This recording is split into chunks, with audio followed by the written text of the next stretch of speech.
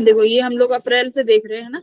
2 अप्रैल में हमारे पास कल 2 अप्रैल का पेपर है, दोनों शिफ्ट का है। पहले फर्स्ट शिफ्ट का देखते हैं। ये मेमोरी बेस्ड क्वेश्चंस हैं, जो कुछ पता चले हैं कि ये मेमोरी बेस्ड क्वेश्चंस हैं। ठीक है, तो लेट्स सी कि ये ऐसे क्वेश्चंस हैं जो मतलब इजी हैं और हर कोई मैक्सिमम अटेम्प्ट कर सकता है इन क्वेश्चन को, करेक्ट। तो एक बार देखते हैं क्वेश्चन। जैसे कि देखो क्वेश्चन नंबर 1 क्या है आप लोगों का। पहला ही क्वेश्चन मोमेंट ऑफ इनर्शिया से है।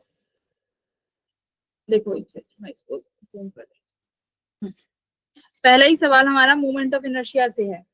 क्या कह रहा है कि मोमेंट ऑफ इनर्शिया किसी रॉड के अबाउट, किसी रॉड का उसके सेंटर के अबाउट गिवन है। देखो फॉर्मूला बेस्ड क्वेश्चन है। ये हमारा रॉड है, बोल रहे हैं इस रॉड की मास m है, लेंथ l है। एक सेकंड जरा रुकिए। हेलो,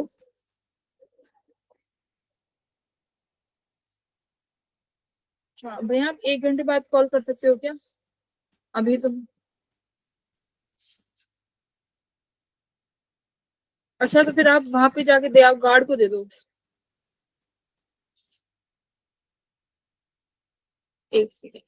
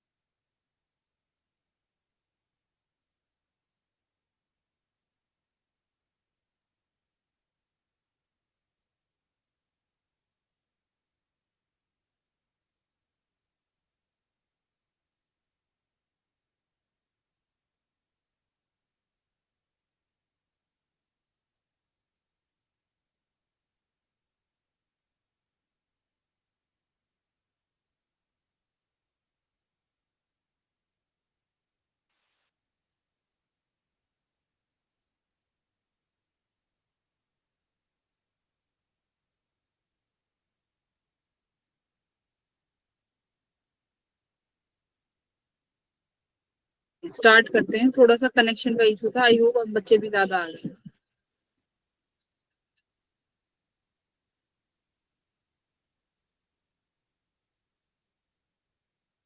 स्क्रीन विजिबल है?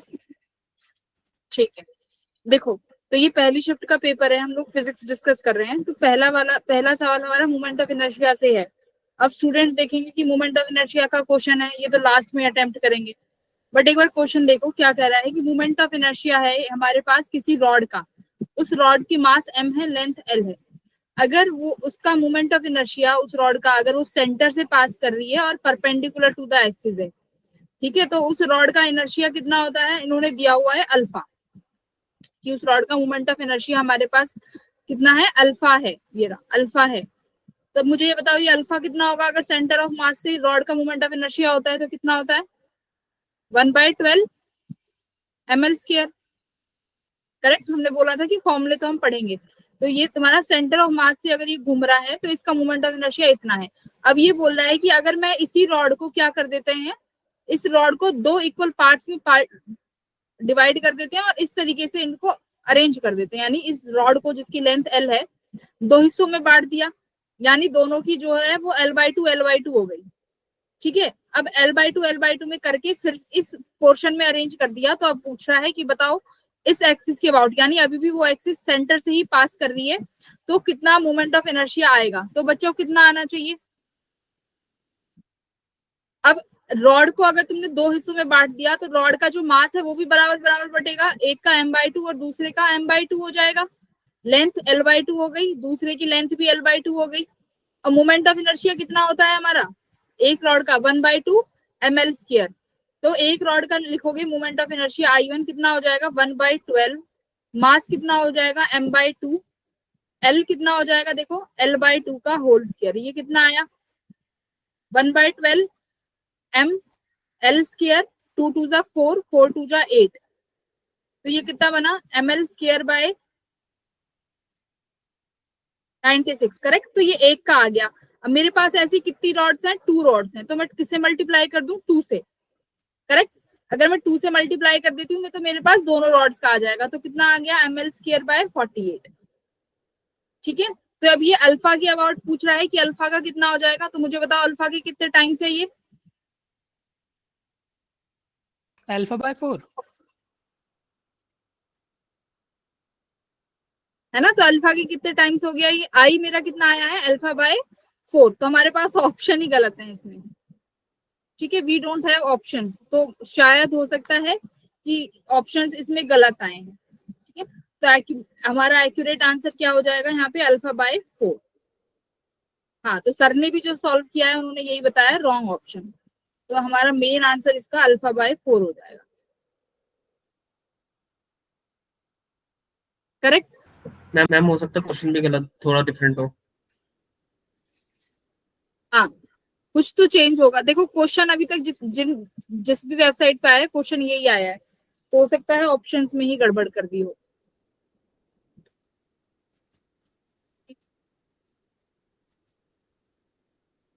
अगर एग्जाम हॉल में बैठोगे तो मतलब ऐसे क्वेश्चंस को मतलब ये है कि छोड़ना नहीं है, हम अटेम्प्ट कर सकते हैं ऐसे क्वेश्चंस। इजी क्वेश्चंस है, फॉर्मूला बेस्ड क्वेश्चन है।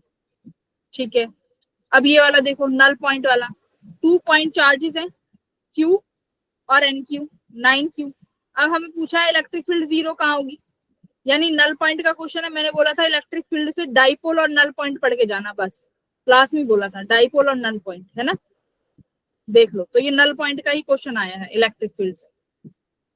तो नल पॉइंट कैसे निकालते हैं भाई, किसके नजदीक मिलता है, स्मॉलर चार्ज के पास। तो यहाँ से मैं मान लेती हूँ x दूरी पे है, ठीक है, दोनों l डिस्टेंस अपार्ट है, तो ये l-x हो जाएगा। तो नल पॉइंट निकाल लोगे, KQ 9q अपॉन, है ना, फोर्स जो लग रहा होगा उसको बराबर कर देना, x² equals to KQ 9q upon l-x का होल स्क्वायर। तो यहाँ से आप क्या निकाल लोगे, x निकाल लोगे।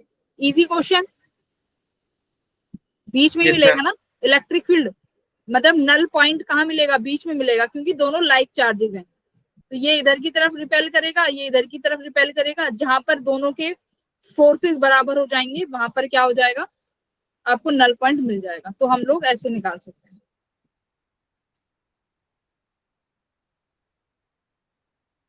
फिर देखो ये वाला क्वेश्चन देखो कितना इजी है। Square shape lamina of mass m kg is rest, find the value of m। एक बार डायग्राम को देख के बच्चा हो सकता है क्वेश्चन स्किप कर दे। क्वेश्चन कभी स्किप मत करना, हमेशा उस क्वेश्चन में 1 मिनट तो तुम्हें स्पेंड करनी है। 1 मिनट में क्वेश्चन समझ में आ जाता है कि होएगा कि नहीं होएगा।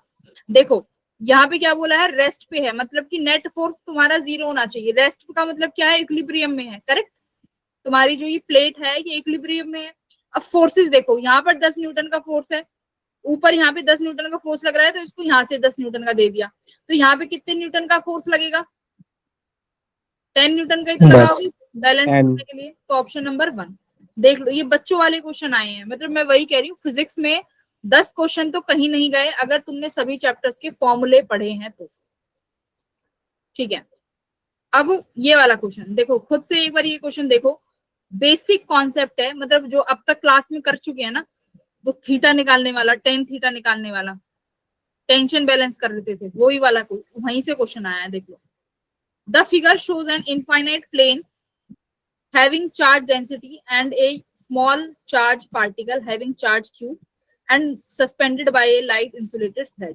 मतलब इस चार्ज पार्टिकल को हमने एक थ्रेड से इंसुलेट किया हुआ है, मतलब यहाँ से उसको हिंज किया हुआ है, चार्ज पार्टिकल है, इसके वजह से फोर्स लगेगा। कहां पर लगेगा, इधर की तरफ चार्ज पार्टिकल पे इलेक्ट्रिक फोर्स, और यहाँ पर कौन सा फोर्स लगेगा, mg फोर्स लगेगा। ठीक है, अब एक बात बताओ, अगर ये एंगल थीटा है तो ये वाला एंगल कितना बनेगा,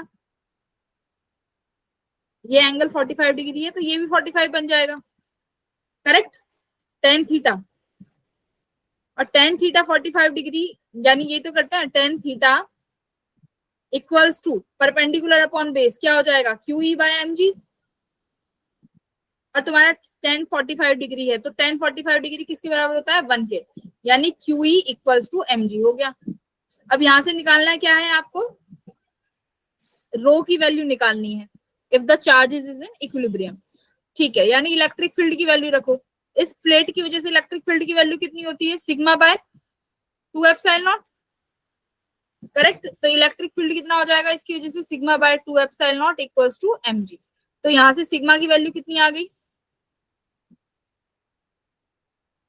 2 mg epsilon naught by q, correct. Option number A, I think यही आ रहा है, q अपॉन में जाएगा 2 एप्सिलॉन नॉट mg, यहाँ पे ऑलरेडी है। तो सीधा का सीधा बस फोर्सेस बैलेंस करके क्वेश्चन आ गया। अगर ये एंगल 45 है, हम याद करो टेंशन निकालते थे इस वाले क्वेश्चन में ज्यादातर, तो टेंशन का कंपोनेंट यहाँ पे जाता था एक टी साइन थीटा, यहाँ पे जाता था, यहाँ पे टी कॉस थीटा होता था, ये टी साइन थीटा होता था, करेक्ट। ये एंगल थीटा है, ये एंगल थीटा है, तो ये एंगल भी थीटा हो जाएगा, तो बस टेन थीटा निकालना था। क्लियर है ये वाला क्वेश्चन। देखो कुछ नया क्वेश्चन तो नहीं आया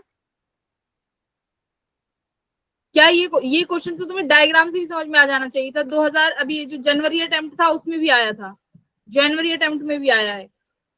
मैं तो यही कहूंगी जनवरी अटेम्प्ट के सारे वो पढ़ लेना, जितने भी अभी जिन बच्चों का पेपर नहीं हुआ है, जनवरी अटेम्प्ट के एक बार ना क्वेश्चन विद सॉल्यूशन देख लेना।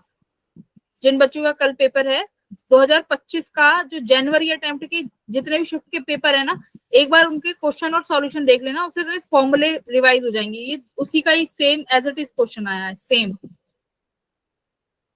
ठीक है, तो ये वाला क्वेश्चन भी करने लायक था, इजी वन। फिर देखो डिग्री, ये ratio of two gases having degree of freedom, gamma का रेशो पूछ रहा है। गामा का रेशो कितना होता है, सीपी बाय सीवी। ठीक है, अगर आपके पास डिग्री ऑफ फ्रीडम है दो गैसेस की, मतलब मेरे पास एक गैस है जिसका डिग्री ऑफ फ्रीडम 3 है, दूसरी गैस है जिसका डिग्री ऑफ फ्रीडम 5 है। चलो गामा और डिग्री ऑफ फ्रीडम में रिलेशन बताओ जल्दी से, फॉर्मूला बताओ बच्चों, गामा में और डिग्री ऑफ फ्रीडम में। वरुण बताओ। 1 + 2/f गामा हाँ, इक्वल्स टू, सीधा सीधा फॉर्मूला है गामा का, गामा इक्वल्स टू 1 + 2/f। आपके पास ऐसी गामा 1 आ जाएगा एफ की वैल्यू रख के, और ऐसी गामा 2 आ जाएगा एफ की वैल्यू रख के, और फिर क्या करना, दोनों का रेशो रख देना बस। तो ये दोनों गैसेस का रेशो आ जाएगा। सीपीसीवी में हमें कंफ्यूज नहीं होना है। आ रहा है क्या, देखो एक बार रख के देख लो।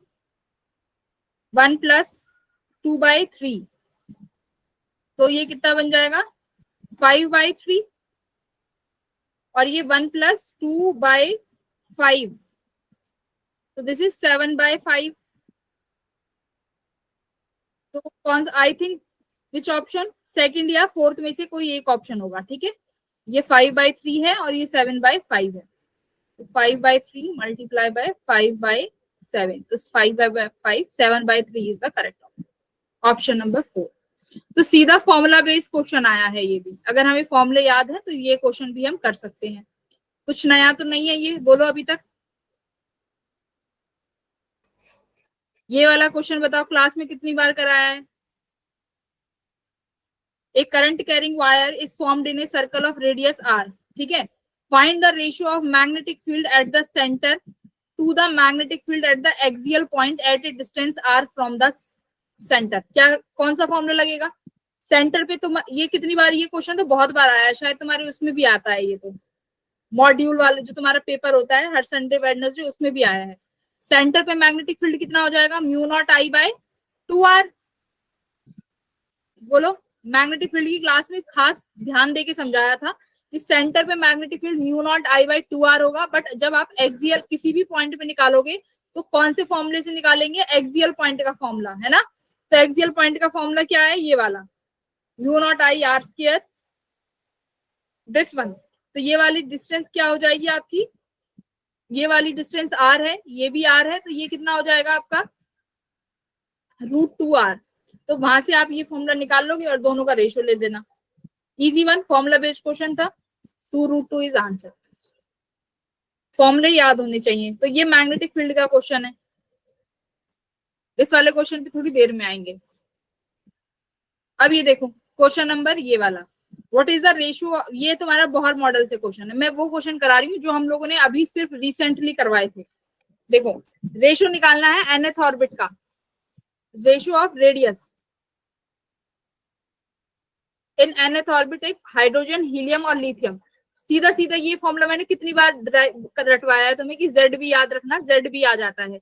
हीलियम के लिए क्लास में कराया था हाइड्रोजन, हीलियम, फिर लिथियम होता है। हाइड्रोजन के लिए जेड की वैल्यू 1, हीलियम के लिए जेड की वैल्यू 2 होती है, लिथियम के लिए जेड की वैल्यू कितनी होती है 3। कराया था ना ये क्लास में।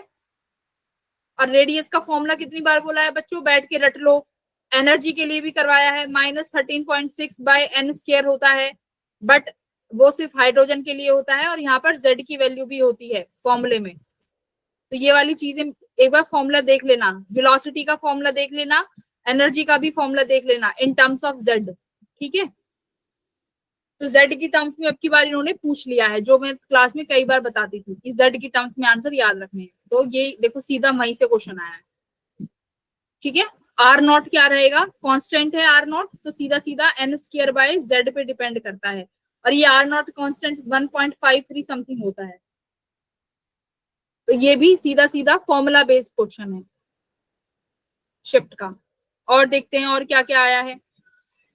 फिर देखो ये वाला तो कितनी बार करा चुके हैं बताओ, दिस क्वेश्चन कितनी बार आ चुका है। ये तो जे ही खुद कितनी बार रिपीट कर चुका है इस क्वेश्चन को।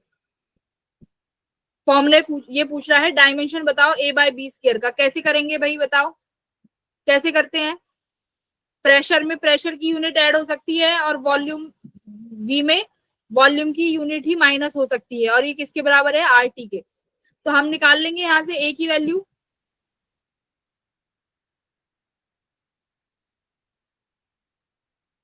यूजुअल मीनिंग्स, यानी P is the pressure, V क्या होगा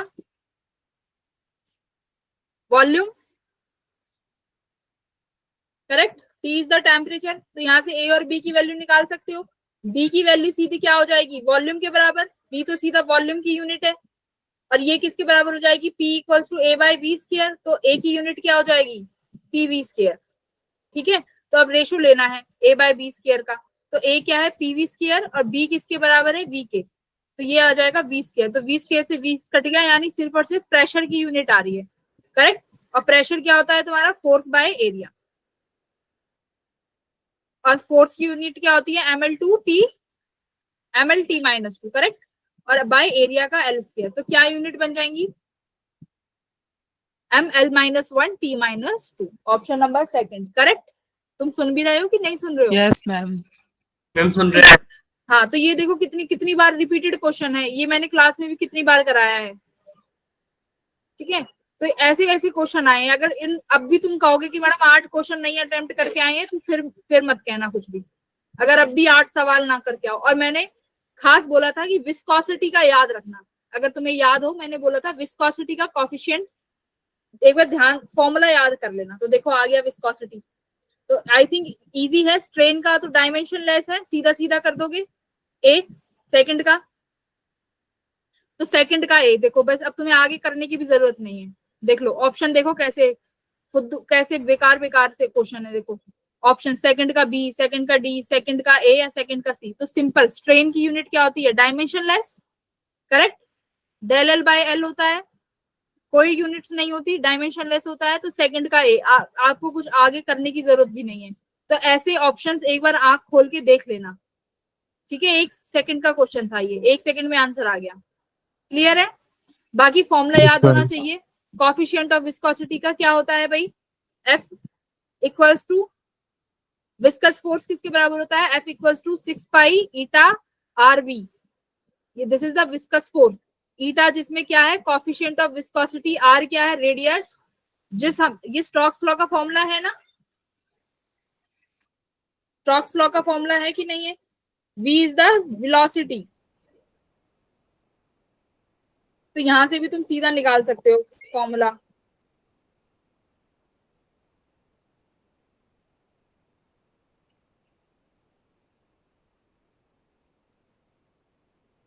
ठीक है, चलो नेक्स्ट मूव ऑन। ये वाला देखो, रिवर बोट प्रॉब्लम। एक बार खुद से पढ़ो इस क्वेश्चन को। एक speed of boat in still water is 27 kilometre per hour. ठीक है, ये कौन सी वेलोसिटी दी हुई है मुझे बताओ? Velocity of boat with respect to water है ये, करेक्ट। स्पीड ऑफ रिवर यानी वेलोसिटी ऑफ रिवर भी दी हुई है। अब क्या बोल रहा है? If the boat makes an angle 150 degree with the river flow and it took 30 seconds to cross the river, find the width of the river. देख लो अब कैसा क्वेश्चन है। मतलब बेसिक भी पता हो तो भी हम लोग बहुत इजीली सॉल्व कर सकते हैं। यस और नो? देखो क्या कह रहा है, ये विड्थ निकालनी है। तुम्हें ऑलरेडी टाइम दिया हुआ है, बोल रहा है कि ये जो वेलोसिटी ऑफ बोट है विद रिस्पेक्ट टू रिवर कितने डिग्री का एंगल बना रही है? 150 डिग्री। तो मान लो रिवर इस डायरेक्शन में फ्लो कर रही है, तो ये 150 डिग्री का एंगल बना रही है। ये पूरा 150 डिग्री का एंगल है, करेक्ट। अच्छा, अगर ये 150 डिग्री है बच्चों, ये वाला कितने का बनेगा? 30 डिग्री का, है ना? ठीक है, अब इस वेलोसिटी के 2 कंपोनेंट हो जाएंगे। एक तो ये परपेंडिकुलर डायरेक्शन में बच्चों, और एक ये इस डायरेक्शन में, है ना? तो ये VBW cos 30 डिग्री, और ये कौन सा बनेगा? VBW sin 30 degree. Easy one. अच्छा, और टाइम के लिए हमेशा हम कौन सी वेलोसिटी लेते हैं? बोलो, टाइम के लिए हम कौन सी वेलोसिटी लेते हैं? हमेशा परपेंडिकुलर वाली, करेक्ट। कितनी बार बोला है कि जब भी हमें टाइम निकालना हो तो हम कौन सी वाली वेलोसिटी लेते हैं? जो हमारी परपेंडिकुलर हो रिवर की वेलोसिटी के। तो टाइम क्या हो जाएगा? डिस्टेंस, यानी जो हमें ये विड्थ निकालनी है, अपॉन परपेंडिकुलर वेलोसिटी कौन सी है? VBW sin 30 degree. तो VBW गिवन है, किलोमीटर पर आवर में है, प्लीज चेंज कर लेना मीटर पर सेकंड में। टाइम कितना गिवन है? 30 सेकंड। तो क्या हो जाएगा ये क्वेश्चन? बस देखो, बेसिक क्वेश्चन आया है, बेसिक। बताओ, डिफिकल्ट था क्या ये क्वेश्चन? No ma'am. ड्रिफ्ट पूछेगा तो ड्रिफ्ट के लिए क्या करेंगे? ड्रिफ्ट पूछेगा तो velocity of river multiply by time. ये हमारा ड्रिफ्ट होता है कि रिवर की वेलोसिटी में क्या मल्टीप्लाई कर दे? Time taken. तो ये तुम्हारा ड्रिफ्ट आ जाएगा। ठीक है, तो बस ये छोटी छोटी चीजें हैं।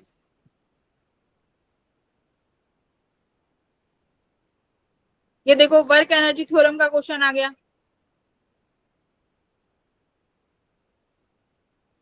क्या कह रहा है कि the figure shows a dice of mass 5 kilogram and radius of 10 centimetre having fixed and free to rotate about its axis. हमारे पास एक ये डाइस तो नहीं होगा, ये डिस्क होगा। डिस्क है जिसका मास है, रेडियस भी गिवन है, फिक्स्ड एक्सिस है, रोटेट कर सकती है अपनी एक्सिस के। यहाँ पर हमने एक मास को सस्पेंड किया हुआ है एक स्प्रिंग से, ठीक है, और रिलीज करते हैं रेस्ट से। तो पूछा है कि find the angular velocity of the disc when the blocks move by 0.2 metre. अगर ब्लॉक मूव कर जाता है तो तुमसे पूछा है कि इस डिस्क की वेलोसिटी क्या हो जाएगी, एंगुलर वेलोसिटी यानी ओमेगा पूछ रहा है। कैसे लगा सकते हो? टॉर्क से भी सॉल्व कर सकते हैं क्या इस क्वेश्चन को? बच्चों टॉर्क से सॉल्व नहीं हो सकता ये? Torque equals to I alpha I omega, sorry, torque equals to I omega, correct. और टॉर्क किसके बराबर होता है? F are.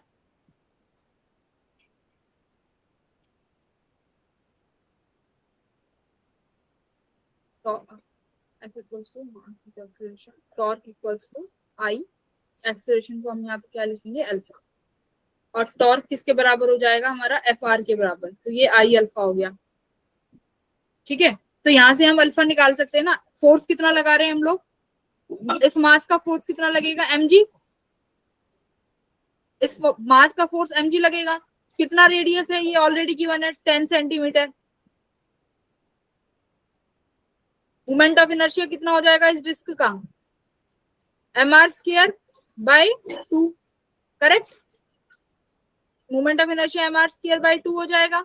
तो यहां से मेरे पास अल्फा आ जाएगा, ठीक है। पूछा ओमेगा है। अच्छा, अब ये वाली इक्वेशन लगा सकते हैं, v equals to u plus at। तो ये यहाँ पे लगा दो, यानी omega final equals to omega initial plus alpha T. तो इनिशियली रेस्ट पे था तो ओमेगा आई 0, अल्फा आपके पास है, टाइम है क्या हमारे पास?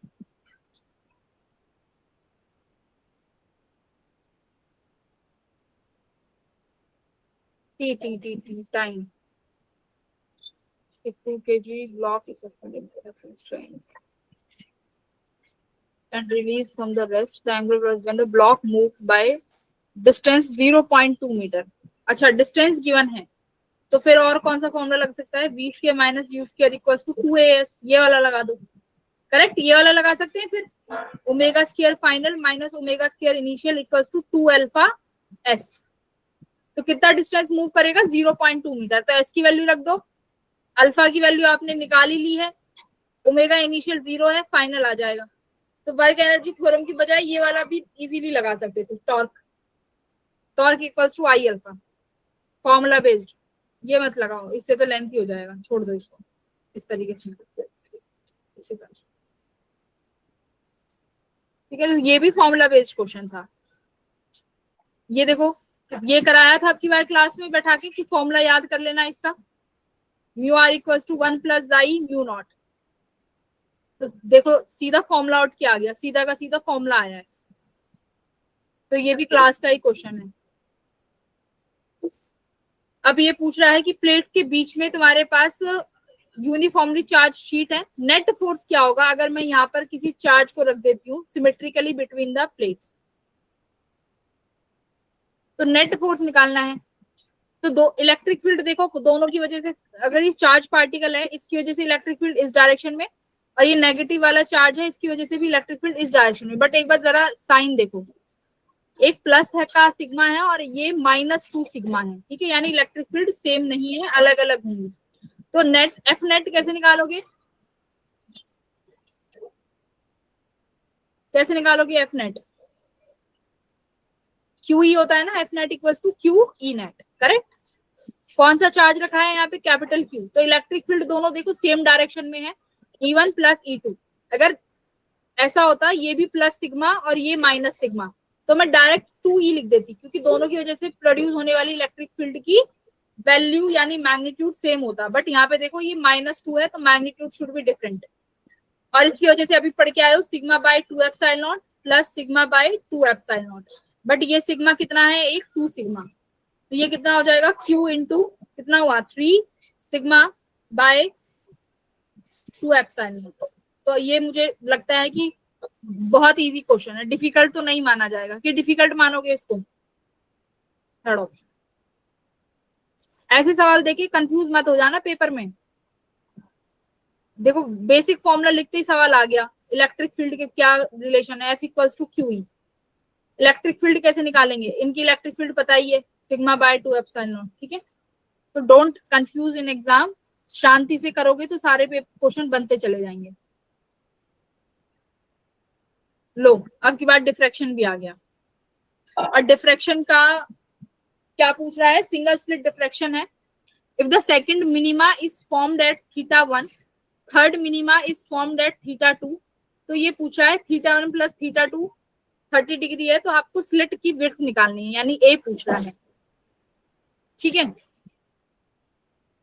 अच्छा अब ये बताओ कि जब मिनिमा हम निकालते हैं, अच्छा मिनिमा और मैक्सिमा पूछा है इन्होंने, the third minima is formed at θ1 and third maxima is formed at θ2। तो देखो मिनिमा के लिए निकालना पड़ेगा, मिनिमा की कंडीशन क्या होती है, मिनिमा की कंडीशन होती है हमारे पास इंटरफेरेंस का अपोजिट हो जाता है। ठीक है, जो इंटरफेरेंस की कंडीशन है वो यहाँ पे अपोजिट हो जाती है। एक सेकंड,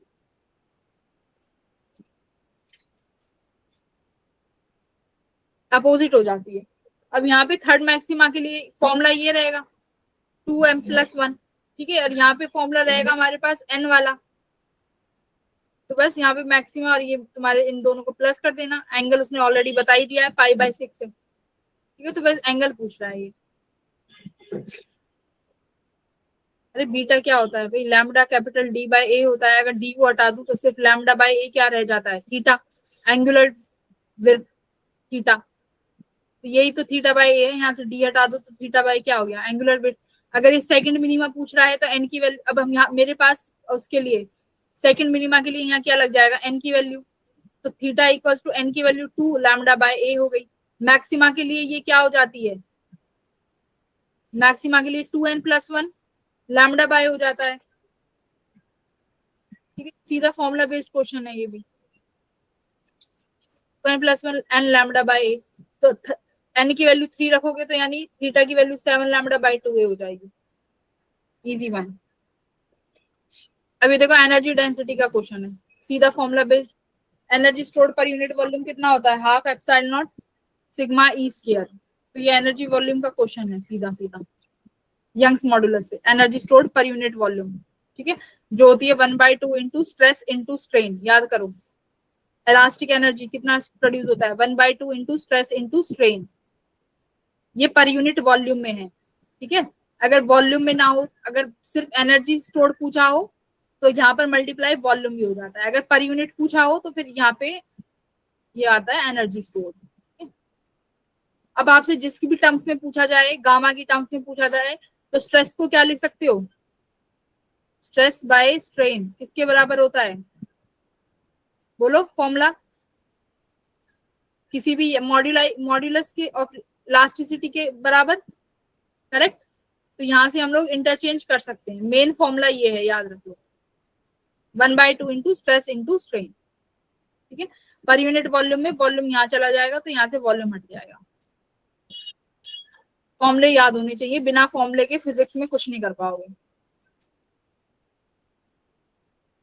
ये देखो, ये क्वेश्चन देखो कितना इजी है, स्फेरिकल सरफेस, कितने बार इसका फॉर्मूला क्लास में करवाया है, कि ये फॉर्मूला याद रख लो, μ2/v minus μ1/u, μ2 minus μ1/r। ठीक है, अब देखो यहाँ पर ऑब्जेक्ट है, तो ऑब्जेक्ट कौन सा, इसको मान लो ये μ1 है, ये μ2 है, तो मैंने क्या बोला था, μ1 कौन सा होता है, जहां से लाइट रेज निकलती हैं, तो यहाँ से लाइट रेज निकलेंगी, तो μ1 हो जाएगा जहां पे ऑब्जेक्ट है देखो 1। ठीक है, μ2 जहां पे तुम्हारी ये लाइट रेज एंटर कर रही हैं, तो जहां पे लाइट रेज एंटर कर रही हैं μ2 1.5। ठीक है, ऑब्जेक्ट कहाँ रखा हुआ है, अब हमें लॉ लगाना आना चाहिए, हम यहाँ से मेजर करते हैं डिस्टेंस, पोल से मैं यानी मैं लाइट रेज के अपोजिट डायरेक्शन में जा रही हूँ, तो यू शुड बी नेगेटिव, तो यहाँ पे देखो यू की जो वैल्यू है वो -20 आई है। ठीक है, नेगेटिव आ गया। रेडियस के लिए कैसे मेजर करेंगे भाई, अगर मेरे पास ये ऐसे है तो मतलब ये इसका स्फेरिकल कर्व यहाँ पर होगा, तो रेडियस ऐसे बनी होगी, तो रेडियस देखो क्या आ गई, यहाँ पे पॉजिटिव आई है। ठीक है, रेडियस इसलिए यहाँ पे पॉजिटिव ली गई है, बस साइन का ध्यान रखना था, v की वैल्यू आ गई। मतलब बेसिक क्वेश्चन आया है स्फेरिकल सरफेस से, मतलब ज्योमेट्रिकल ऑप्टिक्स का सबसे इजी क्वेश्चन अगर बोले तो ऐसा ही बन सकता है। फॉर्मूला बेस्ड क्वेश्चन है, सीधा सीधा। ये देखो एवरेज स्पीड का क्वेश्चन है, ये भी हो सकता था। ठीक है, तो ये तुम्हारी फर्स्ट शिफ्ट कंप्लीट हो गई है। फर्स्ट शिफ्ट में हम 8 से 10 क्वेश्चन कर सकते थे। अब तुम बताओ तुम्हें क्या लग रहा है पेपर को देख के, अपने अपने रिव्यूज दो कि मैडम टफ है कैसा है। मैम यहाँ पे देखने से तो ऐसा लग रहा है कि बहुत ही आसान है, सारे क्वेश्चन हो जाएंगे। और मैम मैं एक्सपीरियंस कर चुका हूँ एक बार, मुझे पता है कैसे एग्जाम हॉल में सारा मैम दिक्कत होती है। क्या होती है, दिक्कत हो जाती है? Yes ma'am. पता है, एक बार शांति से बैठो और क्वेश्चन को जब सॉल्व करो तो एकदम बेसिक फॉर्मूला लिखो। बस क्वेश्चन ना भी समझ में आए ना कैसे शुरू करूं, उससे रिलेटेड बेसिक फॉर्मूला लिखो। बेसिक फॉर्मूला जैसे जैसे लिखोगे ना क्वेश्चन बनता चला जाएगा। एकदम बेसिक से सवाल को शुरू करो, क्वेश्चन बनते हैं, ऐसे ही बनेंगे। ठीक है, अब पेपर में एकदम पहले तो अपनी स्लीप पूरी लेके जाना, टेंशन मत रखना और चीजों को रटना मत। बस हाँ, फॉर्मूले याद होने चाहिए सिर्फ, चीजें मत रटने लग जाना। जैसे अभी साइन कन्वेंशन अगर रट के जाओगे तो फिर दिक्कत हो जाएगी। ये रटने की चीजें नहीं है, साइन कन्वेंशन वगैरह ये समझने की चीजें हैं ना? ठीक है, अब देखो सेकंड शिफ्ट का एक बार एनालाइज कर लेते हैं। सेकंड शिफ्ट का देखो, डायमेंशन फॉर्मूला पूछा है, 1/μ0 ε0 का सीधा पता है, स्पीड ऑफ लाइट होता है ना, 1/√μ0 यहीं से आया है ये। स्पीड ऑफ लाइट का फॉर्मूला होता है ये सी। अगर यहाँ पे रूट नहीं है तो ये किसका हो जाएगा, सी स्क्वायर का। तो ये भी सीधा सीधा फॉर्मूला है। अब देखो, equilateral prism is made up of refractive index √2, find the angle of incidence for minimum deviation. Minimum deviation का सीधा सीधा ये फॉर्मूला है, और ये तुम्हारा जनवरी का पीवाईक्यू है 2025 का। इसलिए मैं कह रही हूँ एक बार 2025 के पीवाईक्यूज देख के जाना सॉल्यूशन के साथ। सीधा फॉर्मूला बेस्ड क्वेश्चन है। ठीक है, मोमेंट ऑफ इनर्शिया फिर से देखो, एक्सिस पाथ, टेंजेंशियल पॉइंट देखो कितना इजी। रिंग है, रिंग के हमें पता है सेंटर से हम निकाल सकते हैं, कितना होता है रिंग के सेंटर से, mr²। परपेंडिकुलर है क्या है, the moment of inertia of a ring of mass m and radius r about an axis passing through the tangential point in the plane।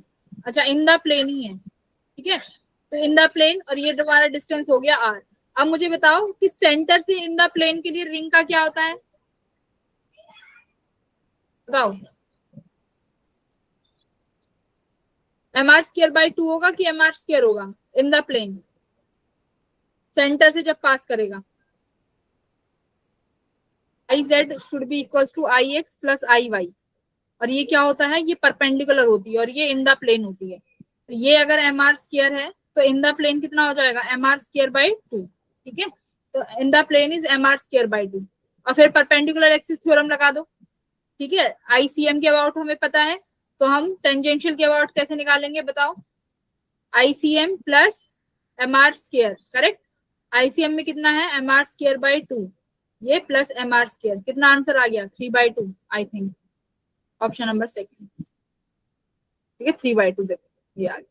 तो ये बेसिक हमें पता होना चाहिए। अगर कंफ्यूज हो जाते हो कि इन द प्लेन और परपेंडिकुलर टू द प्लेन, तो ऐसे परपेंडिकुलर एक्सिस से याद रखो, IZ यानी जो ये परपेंडिकुलर वाली होती है वो इन द प्लेन के सम के बराबर होती है।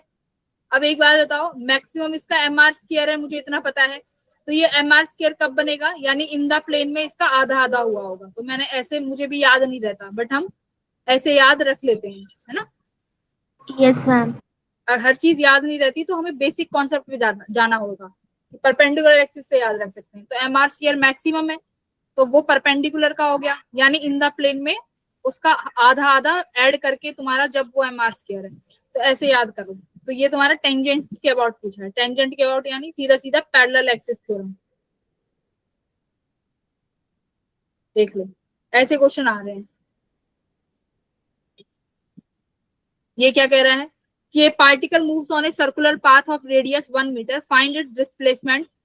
डिस्प्लेसमेंट निकालनी है। अगर वो ए से बी गया है, ए से बी, और फिर बी से क्या कह रहा है, फिर बी से ए आया है, और फिर ए से बी चला गया है, ठीक है। और आल्सो डिस्टेंस, और डिस्टेंस भी निकालनी है, ए से बी, बी से ए, और फिर ए से बी, और फिर बी से ए। तो मुझे बताओ डिस्प्लेसमेंट कितनी हो जाएगी। डिस्प्लेसमेंट क्या होता है, शॉर्टेस्ट पाथ, 2 मीटर। तो डिस्प्लेसमेंट वो ए से फाइनली, मुझे इस चीज की जरूरत ही नहीं है। डिस्प्लेसमेंट के लिए देखो सीधा ए से गया कहाँ है, वो बी पे गया है, ए से बी पे गया है, रेडियस 1 मीटर है, तो डिस्प्लेसमेंट कितना रहा होगा, 2 मीटर, 2 मीटर। है ना। मैं ये बीच का पोर्शन देखूंगी ही नहीं, तो यानी मेरा 3 या 4 में से कोई आंसर है। अब देखो डिस्टेंस, डिस्टेंस के लिए तो पूरा देखना पड़ेगा। एक राउंड ए से बी, फिर बी से ए 2 राउंड, फिर ए से बी तीसरा राउंड, और बी से ए फिर 4 राउंड, तो उसने 4 राउंड लगाए, 4 राउंड लगाए उसने। और कैसे वो सर्कुलर पाथ में घूम रहा है, ए से बी जाने पे वो ऐसे गया होगा, ए से बी, फिर बी से ए, तो यानी कितना हो गया, कितने पाई एम हो गए, 4 पाई एम। हाँ ठीक है, 4 पाई एम। तो ये क्वेश्चन आया, देख लो। ये 10th स्टैंडर्ड का क्वेश्चन नहीं है ये, यही Yes, ma'am. हाँ।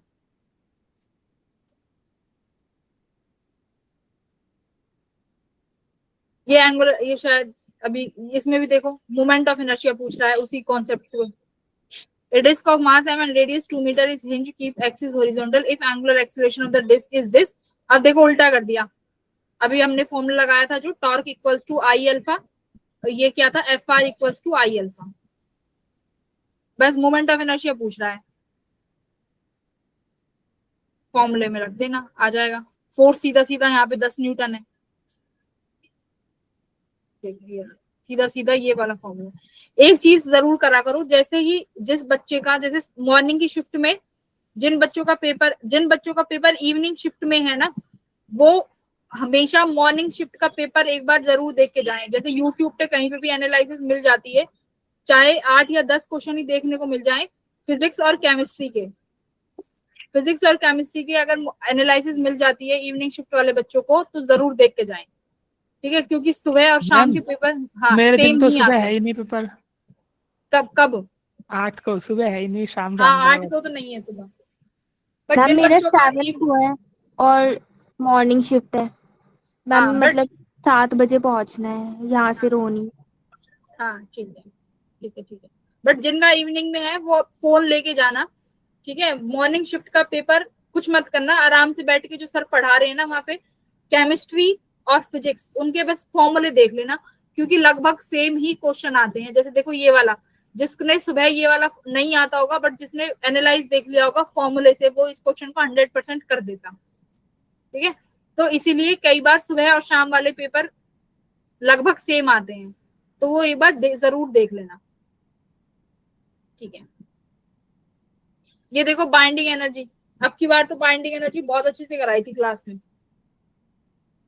लास्ट लेक्चर था और मैंने काफी टाइम स्पेंड करके कराया था ना। बाइंडिंग न्यूक्लियर एनर्जी क्या फॉर्मूला बताया था मैंने, हीट, मैंने बोला था एनर्जी रिलीज का फॉर्मूला क्या होता है, एनर्जी रिलीज का फॉर्मूला कैसे करते हैं, हमारे पास डेल एम ये होता है ना, del M C square. But अगर हमें जूल में चाहिए होता है तो मैंने सीधा क्या, सॉरी जूल में नहीं, मेगा इलेक्ट्रॉन वोल्ट में चाहिए होता है, तो मैंने बोला था आप डेल एम लगाओ, मल्टीप्लाई कर दो कितने से, 931 से, करेक्ट। तो सीधा आंसर किस में निकल के आता है, मेगा इलेक्ट्रॉन वोल्ट में। ये हमने बोला था, ये आपका एनर्जी रिलीज है। फिर बात आती है कि डेल एम कैसे निकालें, तो डेल एम निकालने का फॉर्मूला क्या होता है बच्चों, mass of reactant minus mass of product, ठीक है। तो mass of reactant minus mass of product, ठीक है, ये हमारा फॉर्मूला हो गया। अगर बाइंडिंग एनर्जी में ही गिवन हो तो एनर्जी रिलीज का फॉर्मूला क्या बन जाता है, एनर्जी रिलीज का फॉर्मूला कितना, बाइंडिंग एनर्जी ऑफ, ये डेल एम सी स्क्वायर है क्या बाइंडिंग एनर्जी, तो ये बाइंडिंग एनर्जी ऑफ, ये क्या है तुम्हारा reactant minus binding energy of product, सीधा सीधा फॉर्मूला हो गया डेल एम सी स्क्वायर। अगर हमें मासेस में दिया होता है तो हम ये वाला फॉर्मूला लगाते हैं मासेस का निकाल के। अगर बाइंडिंग एनर्जी में दिया होता है तो सीधा सीधा binding energy of reactant minus binding energy of product. अब देख लो, रिएक्टेंट आपके पास हीलियम है, बट आपके पास पर न्यूक्लियन की एनर्जी कितनी है वाई। मतलब जो हीलियम है इसके पर न्यूक्लियन की जो एनर्जी रिलीज है वो वाई गिवन है आपको, बाइंडिंग एनर्जी। अब यहाँ पे मेरे पास कितने न्यूक्लियॉन्स हैं हीलियम में, 4 न्यूक्लियॉन्स हैं, तो मुझे यहाँ पे रिएक्टेंट में 4 से मल्टीप्लाई करना पड़ेगा 4y, क्योंकि पर न्यूक्लियॉन की गिवन है, minus binding energy of product में देखो आपके पास ये यहाँ पे ना मुझे गड़बड़ लगती है, ये शायद यहाँ पर हाइड्रोजन रहा होगा, ये मुझे यहाँ पे एरर लग रहा था क्वेश्चन में। ये ऐसे होगा, 2 हाइड्रोजन मिलके हीलियम बनाए होंगे, करेक्ट। यस मैम, यहाँ पे ये हीलियम नहीं हो सकता, ठीक है। तो यहाँ पे देखो अब हाइड्रोजन की कितनी दी हुई है, 1 हाइड्रोजन की पर न्यूक्लियन x दी हुई है, ठीक है। अब हमारे यहाँ पर कितने न्यूक्लियन है, 2 न्यूक्लियन है, तो यानी 2 न्यूक्लियन है तो 2x और फिर दूसरा हाइड्रोजन प्लस 2x, तो ये तब आया होगा 4y माइनस 4x। देख लो ये क्वेश्चन आया है, ये मैंने क्लास में बहुत अच्छे से सिखाया था तुम लोगों को, तो ये वाले क्वेश्चन भी गलत नहीं होने चाहिए थे। ये देखो ये सिर्फ और सिर्फ कंपोनेंट हमें आने चाहिए, कंपोनेंट डिवाइड करने टेंशन के। ये वाला कंपोनेंट T2 cos थीटा हो जाएगा, करेक्ट। ये यहाँ पे कौन सा हो जाएगा, T2 का साइन कंपोनेंट। सिमिलरली ऐसी T1 का ये हो जाएगा T1 cos थीटा और ये T1 का साइन थीटा और अपॉन में mg। तो mg को बैलेंस करने वाले ये T1 T2 के साइन कंपोनेंट और T2 cos theta equals to T1 cos theta. बस बैलेंस करने का क्वेश्चन था। आई थिंक ये भी बहुत इजी, मतलब मैं तो इसको इजी ही बोलूंगी, बैलेंसिंग का क्वेश्चन से। चलो हाँ, ये थोड़ा अच्छा क्वेश्चन है, ये देखो एक बार।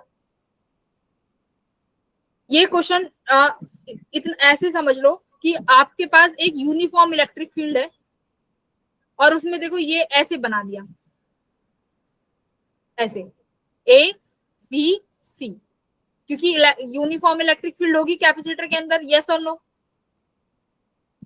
यूनिफॉर्म इलेक्ट्रिक फील्ड होगी कैपेसिटर के अंदर, तो बस यही है कि यहाँ पर यूनिफॉर्म इलेक्ट्रिक फील्ड है E, ये A पॉइंट, B पॉइंट और C पॉइंट। आपसे पोटेंशियल डिफरेंस पूछा है VB माइनस VA, ठीक है। अब याद रखो इलेक्ट्रिक फील्ड की डायरेक्शन में पोटेंशियल क्या होगा, कम हो जाएगा, ठीक है। इलेक्ट्रिक फील्ड की डायरेक्शन में पोटेंशियल कम हो जाएगा। ये 4 सेंटीमीटर है और ये A पॉइंट, यानी आपको पोटेंशियल डिफरेंस निकालना है। कैसे निकाल सकते हो, A से C पे आओ। अब मुझे बताओ क्या A से C आने पर पोटेंशियल चेंज हो रहा है?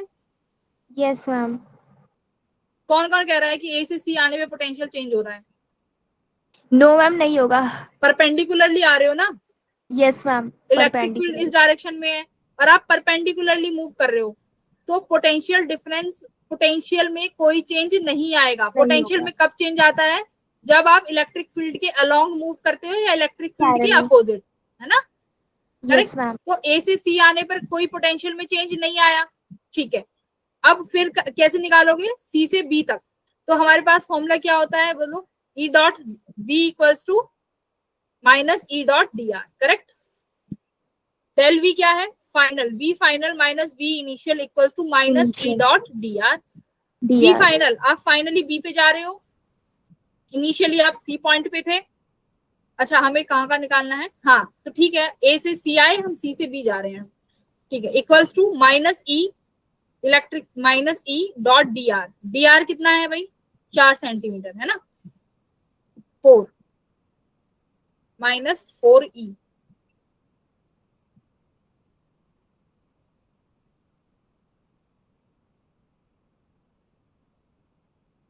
हो गया ना ये 4E।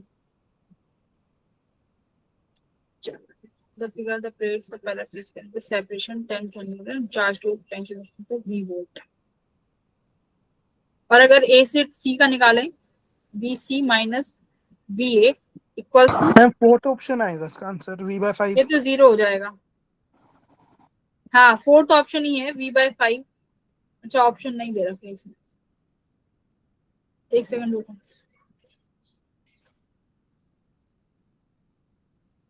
अच्छा, ए से सी आने पे तो हमने कोई वर्क करा ही नहीं, हम सिर्फ बी टू सी पे वर्क कर रहे हैं, तो पोटेंशियल डिफरेंस तो यहाँ पे आएगा ही नहीं।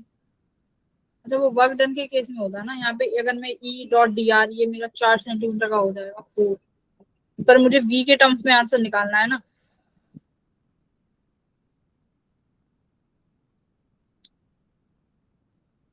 वी के टर्म्स में निकालना है भाई इसका आंसर।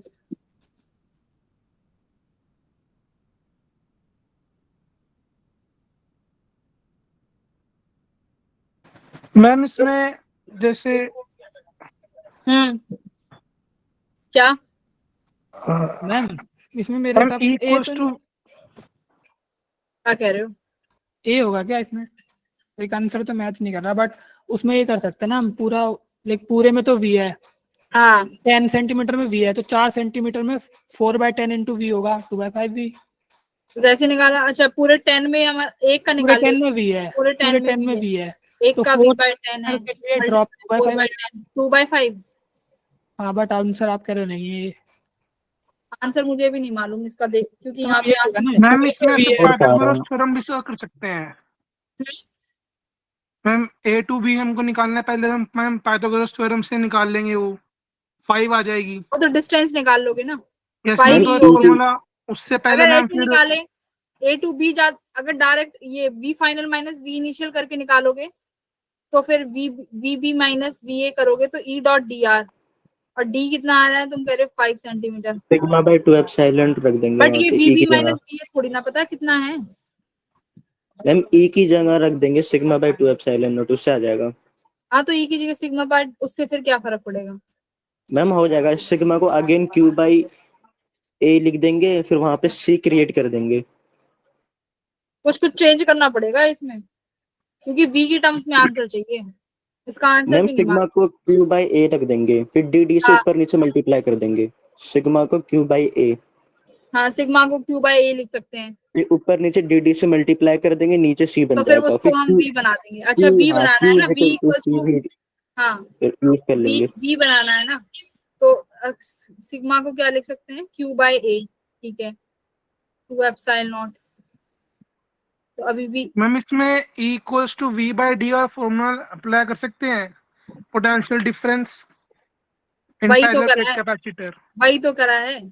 मैम ये नहीं, वी बाई डी कर सकते हैं हम डायरेक्ट, तो उससे से भी फिर हमारा ई निकल जाएगा मैम, 10v आ जाएगा। हाँ 10v आ गया मैम, फिर उसके बाद हाँ, ऐसे भी कर सकते हैं, पूरे का निकालें तो v इक्वल्स टू 10 ई है, तो ई की वैल्यू कितनी आ गई, सॉरी ई की वैल्यू कितनी आई, 10v नहीं 10 मैम, बाय वी, ई की वैल्यू मैम 10v इक्वल्स आएगी। E equals to V D होता है ना शायद। यस मैम, हाँ, E equals to v V D by होता डी है, होता है मैम, v बाई डी, v अपॉन में d। वही तो निकाला था पहले, एक सेकंड रुक जा। मैम इसमें d4 नहीं आएगी। एक मिनट रुको, फॉर्मूला बोलो, v का क्या होता है in terms of E, v equals to E D होता है, ठीक है, यस मैम, ये फॉर्मूला है। तो यहाँ यस से मैम, मेरे पास v निकालना है इस इलेक्ट्रिक फील्ड के लिए, अगर डिस्टेंस मेरे पास 10 सेंटीमीटर है, ठीक है। तो अगर मुझे इलेक्ट्रिक फील्ड की यहाँ वैल्यू रखनी है, तो ये कितना आ जाएगा, v/10।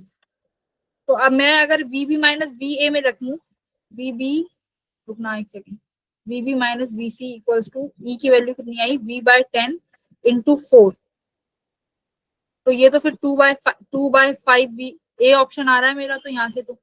और अगर मैं सीधा यहाँ से चलूं तो यहाँ से फिर v/2 आ रहा है। अरे मैम इसमें पैरेलल सेपरेशन 10 सेंटीमीटर में हम मीटर में चेंज नहीं करेंगे सब सेंटीमीटर में ही तो है फिर। मैम, फिर उसको मैम वो बाद में हो जाएगी ना चेंज, पहले तो हम 10 सेंटीमीटर को मीटर में 0.1 लिख के फिर ई इक्वल्स टू वैल्यू आ जाएगी अरे 10 तो वो की। तो सारे सेंटीमीटर में है ना, 3 में, वो भी 4 में इसका है। आंसर क्या है, 4 ही है। अगर मैं इस अकॉर्डिंग कर रही हूँ तो मेरा तो ए आ रहा है, आंसर भी तो नहीं मैम पता ए ही इसका। मान लो, ए ही सही लग रहा है। अब मैम मैम आंसर आंसर क्या की दे कैसे रखा आ है? गई, आंसर की कैसे आ गई, इसकी सही मैम थोड़ी होगी वो। शायद से यही होगा। तुम ए ही लोगों को कर लो क्या आ मैम, रहा है, ए ही मेरे आ रहा है अकॉर्डिंग मैम, तो ए ए ही आ कर रहा है। लो, ए ही कर लो मैम, ए ही कर सही है। कैसे लो, एक बार चेक तो करने दो भाई, डी आर ए कैसे कर लें, एक सेकंड रुको, आंसर की देखने दो मुझे, आंसर की तो नहीं आई, एक बार रुको, 1 मिनट रुक जाओ। जेई भी पता नहीं क्या ही करता है। फेज 2 फिजिक्स का फेज 2 पेपर, ठीक है। ए दिया हुआ है इन्होंने तो, ए ही दिया हुआ है। मैम ठीक मैं आ आपसे रहा है कह ही हमारा, रहा था, मैं ठीक आ सॉल्व रहा है हम करके कह लोगों रहा का, था मैम। ठीक आ रहा है। देखो हम लोग सही कर रहे हैं, हम लोगों ने ए से सी और सी टू बी गए हैं, है ना। ए टू सी के लिए तो हमारे पास पोटेंशियल डिफरेंस में कोई चेंज ही नहीं आया। ए टू सी के लिए तो ए का पोटेंशियल भी सेम है और सी का भी पोटेंशियल सेम है, ठीक है। फिर सी से बी के लिए ये वाला कर लो, VB minus VC equals to 4E, correct.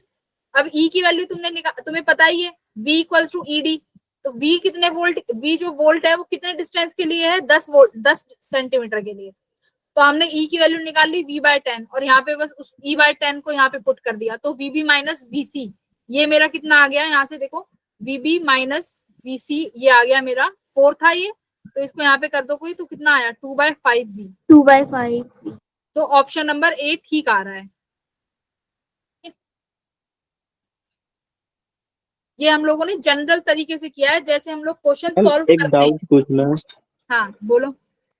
Ma'am इस फॉर्मूले में सिग्मा इलेक्ट्रिक फील्ड जो लेंगे वो सिग्मा बाय 2 एप्सिलॉन नॉट रहेंगे, दोनों की वजह से direct sigma by epsilon not? अगर इंडिविजुअली के लिए एक के लिए होती है सिग्मा बाय 2 एप्सिलॉन नॉट, ठीक है। अगर दोनों का ऐड करके निकालोगे तो सिग्मा बाय एप्सिलॉन नॉट आएगी। अगर ओके नेट, मैम। हाँ अगर ई नेट निकालना चाहोगे दोनों की वजह से तो वो सिग्मा बाय एप्सिलॉन नॉट आएगी। यस मैम तभी आएगा। हाँ हाँ, अगर एक की दोनों की ऐड करके सिग्मा बाय एप्सिलॉन नॉट। तो जो इस तरीके से कर रहे हैं वो इलेक्ट्रिक फील्ड ई ये रखें, और जो जनरली कर रहे हैं इस तरीके से कि हम इस तरीके से जाएंगे ए टू सी और सी टू बी, तो ए से सी में पोटेंशियल में कोई चेंज नहीं आएगा, सी से बी में चेंज आएगा, तो वो सीधा वीबी माइनस वीसी करके भी निकाल सकते हैं, ई डॉट डी आर, ठीक है। तो हम लोग बेसिक देखो, अब हम लोगों ने सिर्फ बेसिक से अप्लाई किया था और आंसर सही आ गया, ए ऑप्शन। अब पता नहीं टीचर्स ने पता नहीं कैसे कैसे करवाया हुआ है उन्होंने, यहाँ पे देखो क्या आंसर है, मुझे तो समझ में भी नहीं आया क्या कैसे कर रखा है।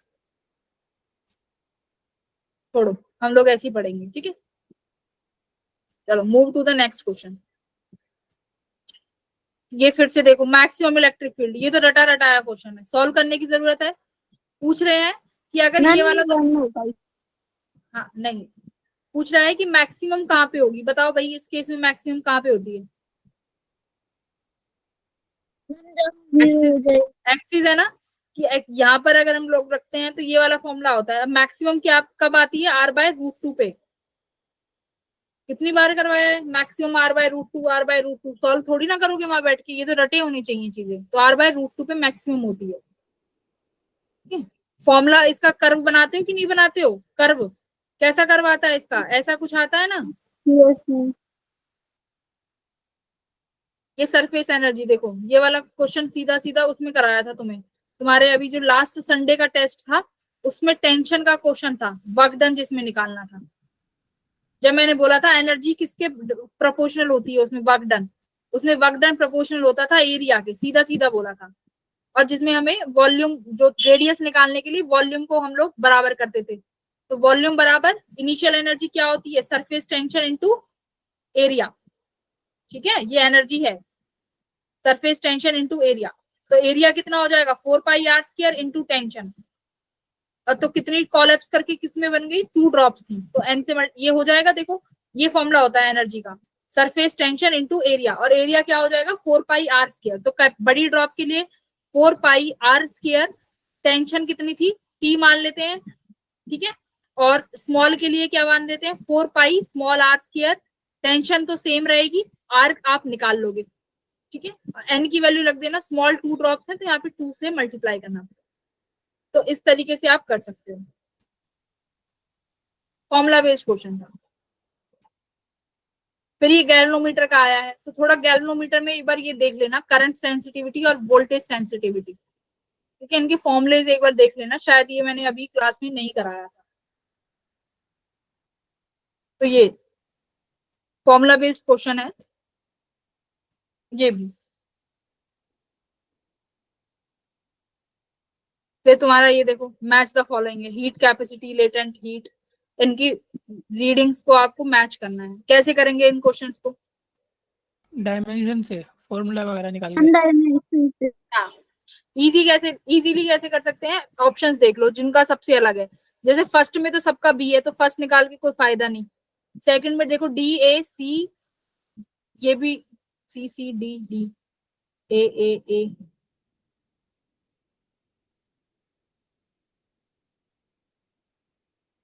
शायद से ना फोर्थ वाला ज्यादा देखना पड़ेगा। कौन से वाला निकाल सकते हैं भाई, कौन सा ज्यादा इजी है? मैम सेकंड वाला। इसमें तो सारे निकालने पड़ेंगे। सेकंड में तो, सेकंड में इसका बी है और इनका ए, इसमें तो सारे ही निकालने पड़ेंगे मुझे लग रहा है। इसमें सारे ही सॉल्व करने पड़ेंगे। हीट कैपेसिटी का फॉर्मूला, स्पेसिफिक हीट क्या होती है, Q equals to MS delta T, है ना, MS delta T। Yes ma'am. तो S निकालना है Q by M delta T, ये तुम्हारा S की वैल्यू आ जाएगी। Q किस में होती है, जूल में। मास क्या हो जाएगा, केजी kg इनवर्स, और T क्या है तुम्हारा, केल्विन। केल्विन। तो ये तुम्हारी स्पेसिफिक हीट हो गई। हीट कैपेसिटी क्या हो जाएगी फिर, और देखो लेटेंट हीट क्या होती है, Q equals to ML latent heat. तो Q बाय M सिर्फ लेटेंट हीट हो गई, तो जूल इंटू kg इनवर्स, ये क्या है आपका लेटेंट हीट का फॉर्मूला, ठीक है। ये जूल इंटू केल्विन इनवर्स, ये हो गया। तो इजी है, हो जाएंगे। ऐसे ही हीट कैपेसिटी का फॉर्मूला बोलो क्या होगा, हीट कैपेसिटी का क्या होगा वरुण? मैम आ तो गया ऑप्शन, फोर्थ ऑप्शन। अरे आ तो गया, बट मुझे फॉर्मूला बताओ, हीट LM कैपेसिटी क्या होती है। हाँ, Q इक्वल टू एक तो स्पेसिफिक हीट हो गई, एक MC heat delta T, MC delta ma'am T. Q equal to LM LM to. क्या बोल रहा है वरुण? मैम थोड़ा कंफ्यूज, एमसी डेल्टा टी शायद। वो तो वो स्पेसिफिक हीट का, वो स्पेसिफिक थोड़ी होती है हीट कैपेसिटी। हाँ, ma'am Q equal to LM। ये तो देखो लेटेंट हीट होती है एमएल तो। हाँ, हीट एमएल कैपेसिटी तो कौन सी लेटेंट होती हीट है? है, ये रहा Q equals to ML is latent heat. फिर एक होता है Q equals to NC delta T, है ना, ये होती है तुम्हारी हीट कैपेसिटी, जिसमें हम लोग CP और CV लगाते हैं, ठीक है। स्पेसिफिक हीट कैपेसिटी, मतलब sorry, heat capacity at constant pressure constant volume, तो यहाँ से निकाल सकते हो NC डेल्टा T। Q बनेगी N डेल्टा T, ठीक है। तो यहाँ से देख लो, नंबर ऑफ मोल्स में जा रहा है ये, तो क्या बनेगा N में, क्या आ रहा है? नंबर ऑफ मोल्स के लिए तो मोल ही लेते थे ना। हाँ, उसमें तो मोल इनवर्स आना चाहिए ना सीधा। एक सेकंड रुक जा, सेकंड का ऑप्शन हमारा क्या आ रहा था, जूल केजी, सेकंड का ए, और मैम फर्स्ट का तो 20 सब में दे रखा है, तो जूल पर केल्विन। सेकंड का ए फोर्थ है और वाला थर्ड का डी है। फोर्थ सेकंड फोर्थ का वाला ए, जो ऑप्शन है उसमें ये वाला फॉर्म नहीं लग सकता, DQ upon DT K into AL divided by वो L।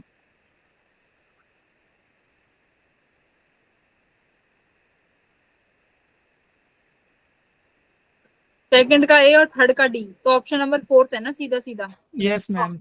तो हमने दो तो निकाल ही लिए, तो सीधा ऑप्शन नंबर फोर्थ आ गया। तो फर्स्ट का इन्होंने बी निकाला है, यानी जूल केल्विन इनवर्स। तो जूल केल्विन इनवर्स, यानी इन्होंने एन को नहीं माना क्या फिर, हीट कैपेसिटी। हाँ, तो मैम देखो एम हीट कैपेसिटी होती है कि 1 ग्राम मास को बढ़ाने के लिए, मतलब किसी 1 ग्राम को मान लेते हैं कि मतलब मेरे पास 1 ग्राम मास है, उस 1 ग्राम मास के टेम्परेचर को बढ़ाने के लिए कितनी हीट चाहिए होती है। तो फिर मास तो फिर भी आ रहा है यहाँ पे, इन्होंने मैम मास ये कैसे, गलती होगा, बच्चे गलत बता देते हैं। मास ए कैसे और बी उतार, सेम ही तो है, मतलब हीट कैपेसिटी हाँ और स्पेसिफिक हीट कैपेसिटी दोनों सेम ही तो होंगी लगभग। हाँ, मैम उसमें वो तो मोल आ जाता है, मोल आ मोलर जाता है हीट उसमें। कैपेसिटी है। ठीक है, आप मतलब इसके अकॉर्डिंग देखें तो हम फोर्थ लगा सकते हैं, ठीक है, फोर्थ ऑप्शन टिक कर सकते हैं, ठीक है। फिर ये क्या है, electric charge permeability consider as a fundamental quantity. Dimensional formula निकालना है किसका, लीनियर मोमेंटम का। किस किस के टर्म्स में, लीनियर मोमेंटम को हमें मानना है Q, म्यू नॉट और I के टर्म्स में। तो मोमेंटम, लीनियर मोमेंटम हमारा क्या होता है, mv। तो इसकी यूनिट हो जाएंगी m, v की क्या हो जाएंगी मीटर पर second, m l second time inverse. फिर अब इनकी देखो, चार्ज को a मान लो, म्यू नॉट की b मान लो, I की c मान लो। फिर चार्ज की यूनिट्स रखोगे, म्यू नॉट की रखोगे। इजी कैसे हो सकता है ये, इजीली कैसे सॉल्व कर सकते हैं। मेन फॉर्मूला तो यही है भाई, ऐसे ही करना पड़ेगा। चार्ज का रखना पड़ेगा, म्यू नॉट की वैल्यू रखनी पड़ेगी और आई की। ठीक है, इजी है, हो जाएगा। क्यू को या तो क्यू को चेंज कर लो या आई को क्या लिख सकते हो, देखो क्यू को ही कर लो, एम्पियर में हो जाएगा। तो क्यू को क्या लिख सकते हैं, आई बाय टी। तो क्यू को यहाँ पे आई बाय टी लिख दो। तो सीधा आई की यूनिट हमारे पास एम्पियर होती है, ए म्यू नॉट बी और ये आई का सी। ठीक है, तो बस अब म्यू नॉट की रीडिंग लिखनी है तुम्हें, बाकी तो इजीली हो जाएगा। क्योंकि एम्पियर तो हो जाएगा ना, जैसे आई है, आई का सीधा एम्पियर बनता है। टाइम का भी हमारे पास सीधा टी में चला जाएगा, बस बचा म्यू नॉट। तो म्यू नॉट की वैल्यू रखनी है तुम्हें, हो जाएगा ये भी। अब देखो ये क्या कह रहा है, which of the following is true when an ideal gas undergoes adiabatic process. Adiabatic process हो रहा है तो तुम्हें बताना है कौन कौन सी चीजें ठीक है। एडियाबैटिक प्रोसेस में क्या change in internal energy zero होता है, yes ma'am. No ma'am. No ma'am. Change in internal energy थोड़ी जीरो होता है, क्या चेंज जीरो होता है, Q. Ma'am Q delta heat. हाँ, जैसे ये होता है D Q equals to D U plus D W. तो हमारे पास हीट का ट्रांसफर एडियाबैटिक में नहीं होता, D Q should be zero. तो यानी फर्स्ट ऑप्शन तो गलत है, सेकंड ऑप्शन ठीक है, सही है। सेकंड ऑप्शन करेक्ट है। क्या पीवी कांस्टेंट होता है, नो मैम। मैम। टेम्परेचर नहीं कांस्टेंट होता,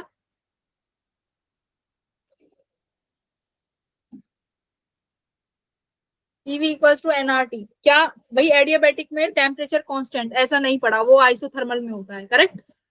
अच्छा, वीटी इक्वल्स टू कांस्टेंट होगा, no ma'am. Work done should be change in temperature. यहाँ पे वर्क डन किसके यस मैम बराबर होगा, सही है। ठीक है, डीयू। और डीयू को हम क्या लिख सकते हैं, एनआर डेल्टा टी। या फिर मेन फॉर्मूला क्या होता है डीयू का, बोलो क्या, एनसीवी होता है ना, एनसीवी डेल्टा टी। ठीक है, तो यानी डेल्टा टी पे डिपेंड करता है, और यही तुम्हारा वर्क डन है। तो यानी सेकंड ऑप्शन, पहले तो सब में से पहला ऑप्शन रिमूव कर दो, तो ये फर्स्ट में और ये कैंसिल हो गए, तो बचा सेकंड और थर्ड। तो सेकंड में तुम्हारा सेकंड आ रहा है और फिफ्थ ऑप्शन आ रहा है, इसमें थर्ड आ रहा है। थर्ड हमारा हमने कहीं नहीं पढ़ा, पीवी कांस्टेंट। पीवी कांस्टेंट किसमें होता है, किसमें होता है, आइसोथर्मल। थर्मल में, है ना। हाँ, आइसोथर्मल। तो ऑप्शन नंबर सेकंड ठीक है। तो ये भी देखो इतना इजी क्वेश्चन आया है।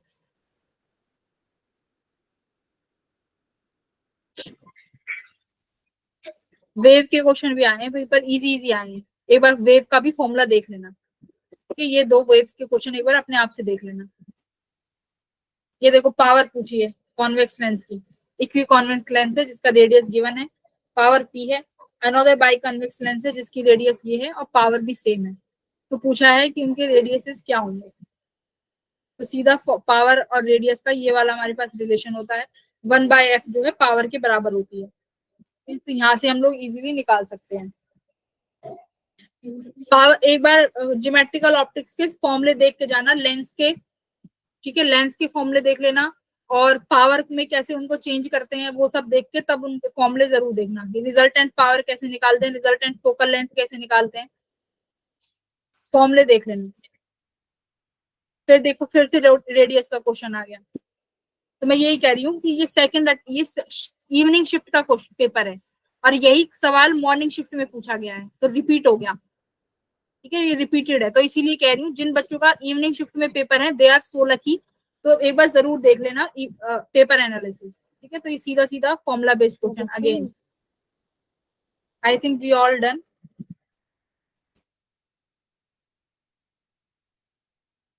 मैम मैंने भी थोड़ा बहुत सॉल्व किया था, हो रहा था। हो जाएगा पेपर, ज्यादा डिफिकल्ट नहीं है, ज्यादा टेंशन मत लो, बस फॉर्मूले एक बार देखते रहना। चलो बच्चों, ऑल द बेस्ट। टेंशन मत लेना, पढ़ा है ना तुमने तो हो जाएगा। बच्चे अब की बार कह रहे हैं कि जनवरी से ज्यादा अच्छा अटेम्प्ट कर रहे हैं, बट टेंशन Okay. लेके मत जाना। चलो, all the best everyone, bye, good night. Ma'am thank you ma'am.